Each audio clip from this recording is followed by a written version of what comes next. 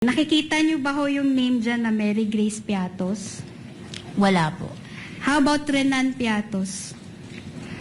Wala din po. Andy C. Lim? Wala po. Patty Ting? Wala po. Okay, thank you. Now, let's go to the second notice of disallowance. Kindly flash that. That's dated March 31, 2026. Okay, during your direct examination, the good counsel flashed on the screen sample ARs showing the following names. Does she have a copy of the second ND? Now, I will ask you if the following names are in the second notice of disallowance. That's dated March 31, 2026. Pia Piatos Lim. Meron ba dyan? Wala po. Ralph Josh Bacon. Wala din po. Ann Ongpauco. Wala po. Diane Maple Lapid. Wala din po. Miggy Mayo. Wala po. Kokoy Villamin. Wala po. Denise Tanya Escudero. Wala po sa notice of disallowance. Christine Applegate Estrada. Wala din po.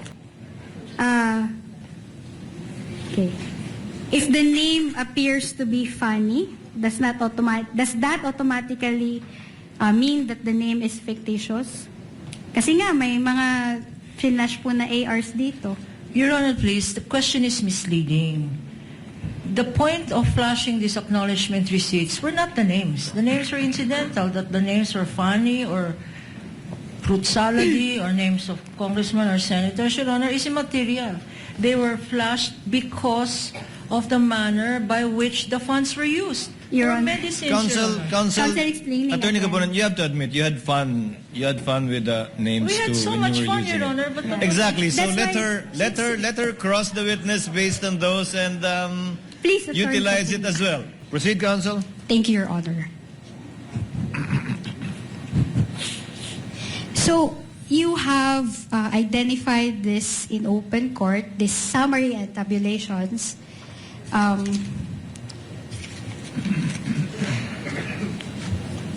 Okay, for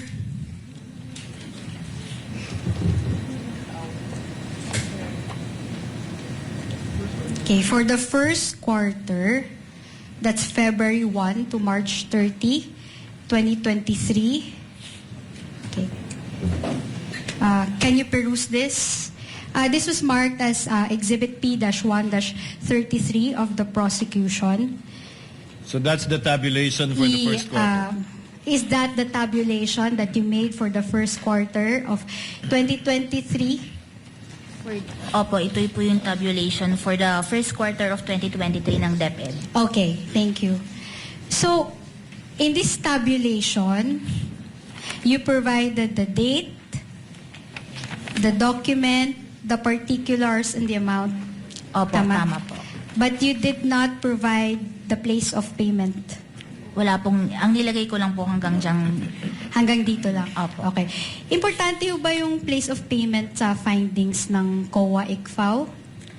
hindi po namin isinama yun sa findings po namin. Okay, hindi na nyo isinama sa findings ninyo such that kung may disbursements on the same date and they occurred in different places, hindi na covered yun ng findings ng COA-ICFAO. Because we presume regularity po dahil dun sa certification na certification under oath ng SDO that it was for confidential operations, it is necessary and for legal purposes. Okay, thank you.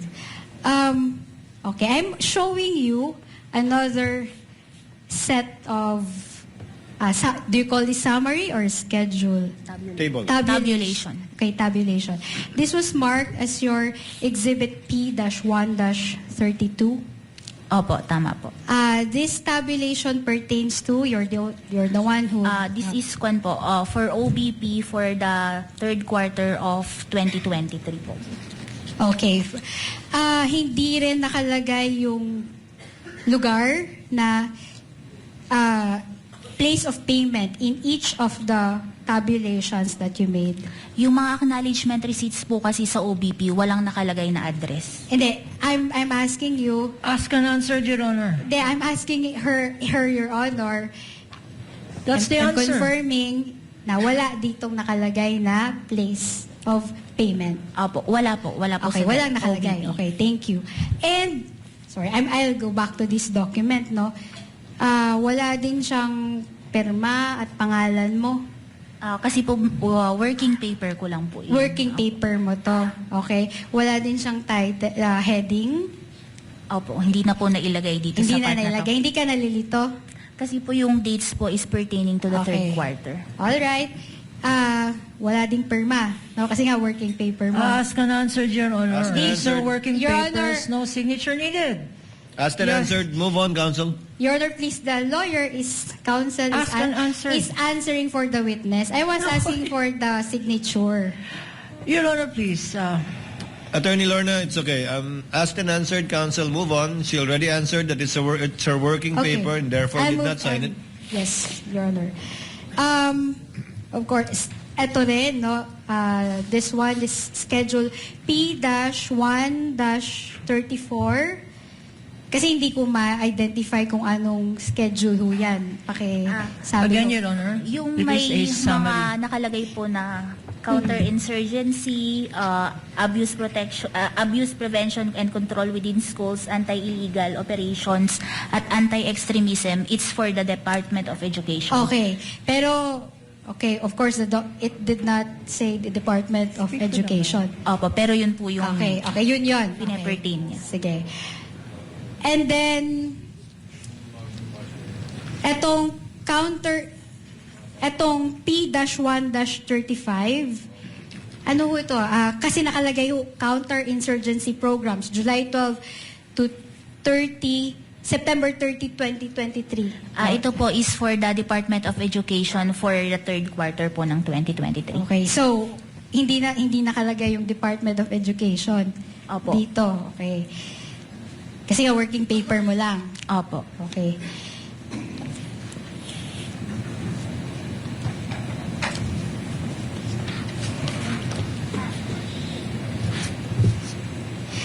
Ito namang sa OVP, April 25 to June 30, 2023, date of receipt of check, April 24, 2023. Now, by reading it, I don't seem to understand what this means. No, so, ano ho to? Ito po yung summary ng tabulation ko ng Office of the Vice President Acknowledgement Receipt for the period April 25 to June 30, 2023. Dito po kasi kaya ito naka-open and close parenthesis na date of check April 24 kasi ito po yung pagbebasean ko kasi yung sa circular po bawal ang reimbursement. So, guide ko po siya. Okay, sige, thank you. So anyway, you made the caption this way kasi nga working paper mo lang. Ikaw, naiintindihan mo naman siya. Opo, tama Okay. po. No? Wala ding lugar, yung place of payment na nilagay mo dito. Opo, wala din po dyan. Tsaka wala rin pong nakalagay sa mismong acknowledgement. Hindi, ang dami nito, no? So, I'm asking, etong mismong sa schedule na to, walang nakalagay na lugar. Your Honor, please, if I may. Yes, counsel. Your Honor, please, I think this witness already answered and was stopped mid-sentence. She said, walang nakalagay na lugar kasi wala naman nakalagay na lugar sa dokumentong sinabmit ng... Only for that particular one, counsel. Yes, Your Not Honor. for all. But I think I saw the documents, counsel. All of the tabulations of the witness, Eileen, for all the quarters in 2023, for both DepEd and OVP, does not contain either names nor places in the acknowledgement receipt. Correct, Ma'am Yes. Celine? Opo, wala pong nakalagay dun sa None. mismong It only tabulation ko. contains the date, the activity, and the amount. Yes po, saka yung kung ano yung document, acknowledgement receipt. Yes, the nature of the document. But Opo. again, no name, whether it's an alias or a real name, and no address. Opo, tama po. Okay. I'll continue, Your Honor, at the podium.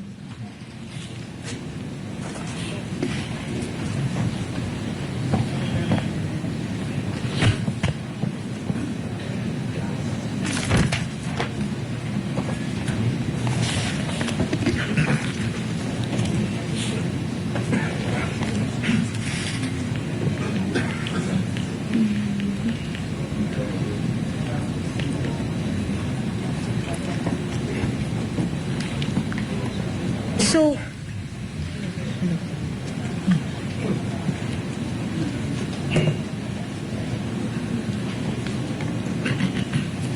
okay, I'll continue my questions.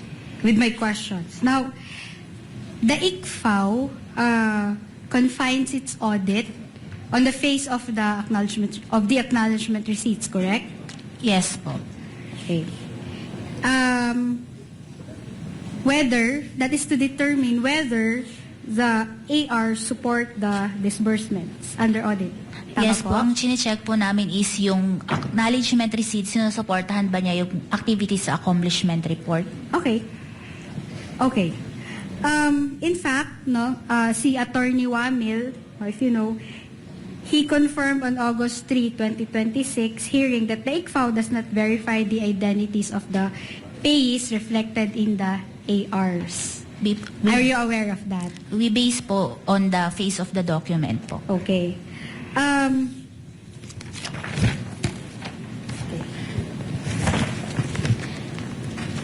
In fact, no, when he was asked by the good Senator Erwin Tulfo on August 5, okay, about aliases, this is what he said, Attorney Wamil. This can be found in the journal.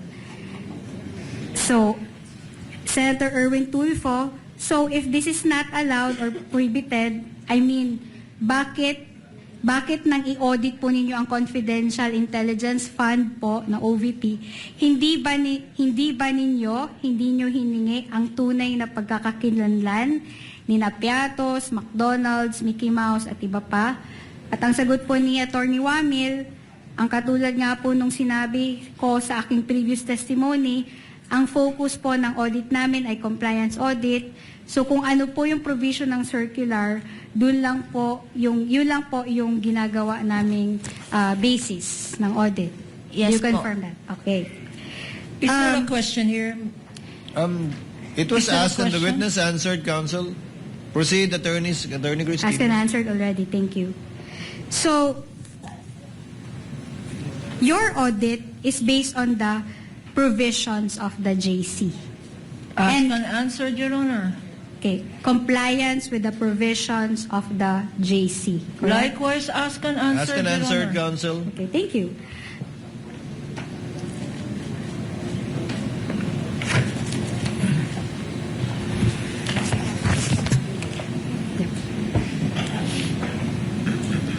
Okay, so as correctly said by Mr. Wamil, okay, the JC does not mandate that you conduct the identities of the payees reflected in the AR. Do you confirm that? Pwede pong pakiulit. Okay, gaya ng sinabi ni Attorney Wamil, no, you do not conduct a verification of the identities of the payees reflected in the AR. Opo, hindi Okay. Kasi po, kung gagawin nyo yan, no, you will be compelled to go out there and no, search for the 3,647 payees reflected in the ARs, correct? Can I clarify po kung naging statement din po yun ni Okay. Mr. Kasi kung i-require ho kayo ng, tapos na, nasagot mo na yung statement kanina. Kaya ang next question, kasi ho, kung i-require ho kayo ng JC na isa-isa hong titingnan o i-verify yung identities ng mga payees, recipients po ng AR, no? Lalabas ho kayo doon, you will search for the 3,647 payees reflected in the AR. Your Honor, please. Diba? Yes, counsel. Objection, this is speculative. If the witness knows, Eileen, bakit hindi nyo inaalam kung sino yung mga totoong pagkakakilanlan ng mga tao nakalagay sa AR? Wala sa Because po, what we do is compliance audit po. We base our audit sa documents lang po. Okay. Okay. I will Okay. follow on that, Your Honor. Precisely, you did not verify the identities of the 3,600 payees that were reflected in the ARs that you audited.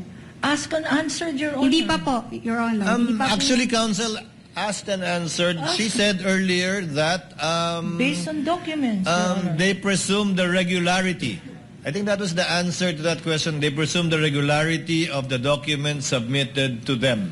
Okay, I will accept that, Your Honor. I was actually just adding the number of pays, Your Honor. Yes. Please proceed, Counsel. Yes, thank you, Your Honor. So, punta ko tayo ulit sa JC. May format ho ba yung JC kung ano dapat yung acknowledgement receipts?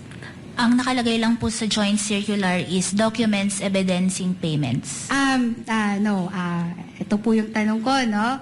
May format po ba yung joint circular kung ano dapat yung itsura po ng acknowledgement receipts? Wala pong format yung acknowledgement receipts sa joint circular. Okay, thank you. So therefore, no, kasi wala hong format yung joint circular, pwede hong gumawa, may discretion ho yung agency kung ano po dapat yung nakalagay doon sa acknowledgement receipt nila.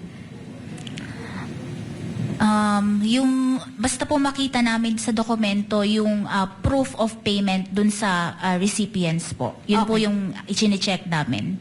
Okay, thank you. Let's go to the names that were in the ARs. So, sabi ho ni Attorney Wamil noong August 5, 2026 hearing, sabi ho niya, the use of aliases is neither allowed nor prohibited, okay, in the ARs. Now, the use of aliases in the ARs. Are you aware of that? Kasi po silent po ang joint circular sa alias po. Okay, thank you. In fact, no, kung nakinig ka ho or nakita mo ho sa TV, sinabi ho ng ating good Senator Bam Aquino, nung August 5, sabi ho niya, okay, dito naman sa tumanggap, allowed ba yung code names? Allowed ba yung alias sa inyo? Ang sabi ho ni Attorney Wamil, based on the provision, it is neither allowed nor prohibited since silent po yung joint circular. Opo, silent po ang joint circular. Okay. Now, do you confirm that the JC does not have a provision on names or aliases? Ask and answer, Your Honor. Your Honor. Your Honor, please, excuse me. Yes, Counsel. Attorney Gobernador. Precisely, this witness asked if aliases are allowed. She said it is neither allowed nor disallowed. So it is silent, Your Honor. Now she's asking the same question in another fashion.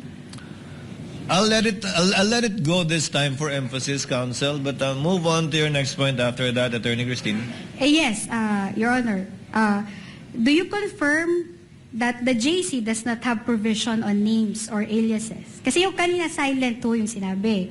No, so walang provision on names or aliases. Wala pong nakalagay sa joint circular as to the alias po. Okay. So, and this is precisely why the ICFA has no findings on the alleged use of names or aliases. Opo, ang mahalaga po kasi is naibigay talaga ito sa totoong tao na for allowable confidential expenses. Ang tanong ko ho, wala hong findings si ICFA on the names, on the use of fictitious names or aliases. Nasa notices of disallowance po ba yun? Wala pong nakalagay sa Wala. notice of disallowance. Okay. So, I am showing you the first ND. That's the August 2024 notice of disallowance. Just a run through, Your Honor. Okay. May hawak na po kayo ngayon. Opo. Okay. Nakikita niyo ba ho yung name dyan na Mary Grace Piatos? Wala po. How about Renan Piatos? Wala din po. Andy C. Lim? Wala po. Patty Ting? Wala po. Okay, thank you. Now, let's go to the second notice of disallowance. Kindly flash that. That's dated March 31, 2026. Okay, during your direct examination, the good counsel flashed on the screen sample ARs showing the following names. Does she have a copy of the second ND? Now, I will ask you if the following names are in the second notice of disallowance. That's dated March 31, 2026. Pia Piatos Lim. Meron ba dyan? Wala po. Ralph Josh Bacon. Wala din po. Ann Ongpauco. Wala po. Diane Maple Lapid. Wala din po. Miggy Mayo, Wala po.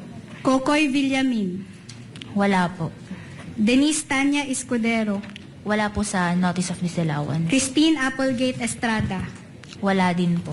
Okay. Okay, so wala ho kayong findings doon. Gaya ng sinabi niyo kanina. Okay. So, may tanong ho ako sa inyo, no? Kung yung pangalan ho ba, okay. If the name appears to be funny, does that automatically mean that the name is fictitious? Kasi nga, may mga flash po na ARs dito. Your Honor, please, the question is misleading. The point of flashing these acknowledgement receipts were not the names. The names were incidental, that the names were funny or fruit salady or names of congressmen or senators, Your Honor, is immaterial. They were flashed because of the manner by which the funds were used. Your For Honor. medicines, Counsel, Your Honor. counsel, Counsel explaining Attorney again. Gabonan, you have to admit, you had fun with the names We had too so when much you were fun, using Your it. Honor, but the- Exactly. So That's let her cross the witness based on those and Please, Attorney. utilize it as well. Yeah. Oh, so, ayun po. No, kung nakakatawa ho ba yung pangalan, automatic, fictitious na yon. Your Honor, again, Yes, fictitious. counsel. Just for the record, fictitious is her own conclusion. We have made no such conclusion as regards to the name, except perhaps that they are funny. Your Honor, Well, counsel, actually, that's not entirely accurate because in the complaint, you did allude to the fact that some of the names are fictitious based on the PSA documents that you attached as an annex to the complaint, although you're not yet there. You haven't gotten there yet. Please continue, Attorney Gusin. yes. Attorney Gabonan, give her share of fun with the names. I mean, May I be allowed, Your Honor, to sit down while she's having fun? yes, here? yes, Attorney Gabonan, you may do so. Attorney Christine, please proceed. Okay, I will continue my question, Your Honor. No? If a name appears to be funny, does it mean it's fictitious? Hindi ko po siya masasagot kasi Hindi mo siya masasagot, meaning, kasi hindi ko na wala po namang yung sa name po kasi hindi ko masasagot kung totoo o hindi. oo, opo, Okay. tama. So, in short, hindi mo masasabi na porket nakakatawa yung pangalan, peke na yon.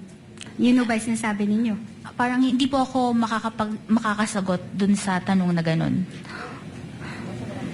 Okay, basta walang findings na ganon, no? To clarify, let me help you a bit, Attorney Gusin.